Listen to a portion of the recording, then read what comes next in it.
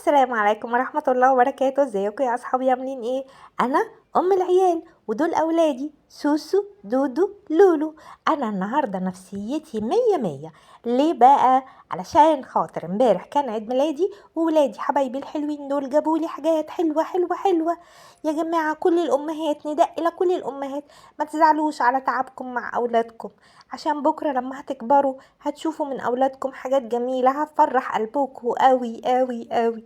لو شفتوا التورتايه الاموره اللي ولادي جايبينها لي شوكليت وفروتي، وكمان وايضا هو التسجيل ده ماشي ولا مش ماشي؟ لا ماشي، يا رب استر يا رب.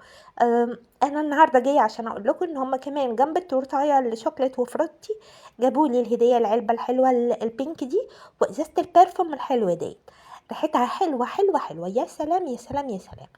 أم ما فتحتش الهدية، اصل مش المهم الهدية، المهم انا فرحانة بالعلبة كده، ان شاء الله يا رب تطلع من جواها العلبة فاضية، مش مهم.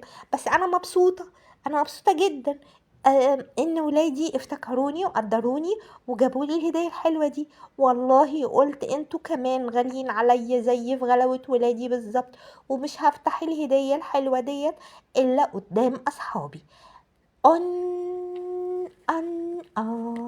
افتحها ولا تستنوني بعد عشان دي حوار وهتاخد مواضيع. طيب نحاول انتوا وراكوا حاجة؟ ده انا مرضتش افتحها وانا لوحدي، قلت هفتحها معاكوا. بس زهقت. طب انا بقول هسيبها.